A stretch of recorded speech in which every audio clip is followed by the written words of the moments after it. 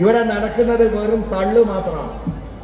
മുഖ്യമന്ത്രിയുടെ തള്ളു മുതൽ ലോക്കൽ MLA-മാരുടെ തള്ളു വരെ തള്ളോട് തള്ളല്ലാതെ ഒരു നേട്ടവും ഈ സംസ്ഥാനത്തിന് ഉണ്ടാക്കി തരാൻ കഴിഞ്ഞ 8.5 വർഷത്തെ ഇടതുമുന്നണിയുടെ ഭരണത്തിന് കഴിഞ്ഞില്ല. സംസ്ഥാനത്ത് ഇപ്പോൾ നടക്കുന്നത് തള്ളോട് തള്ളു മാത്രമാണെന്ന് മുതിർന്ന കോൺഗ്രസ് നേതാവ് കെ മുരളീധരൻ കുറ്റപ്പെടുത്തി.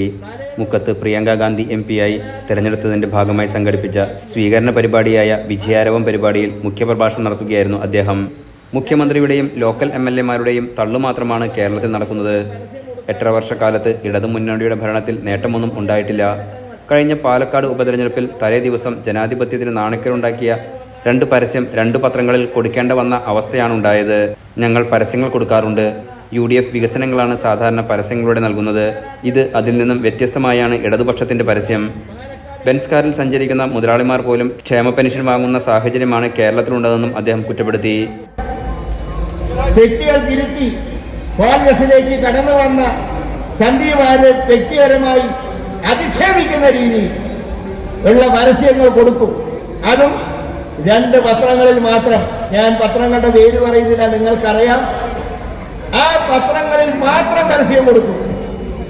MP രാജേഷ് പറയുകയാണ്, ആ 2 പത്രങ്ങളിലും പരസ്യത്തിന്റെ ചാർജ് കുറവായതുകൊണ്ടാണ് കൊടുത്തത്. അപ്പൊ ഞാൻ ചോദിക്കട്ടെ, ഈ 2 പത്രങ്ങളെക്കാൾ പരസ്യത്തിന്റെ ചാർജ് ദേശാഭിമാനിയിൽ കൂടുതലാണ്.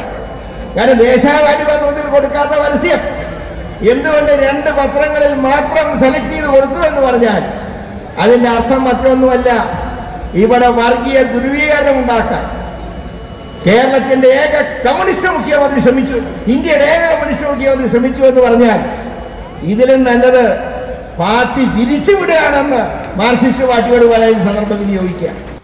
Enlight news, Mukkam.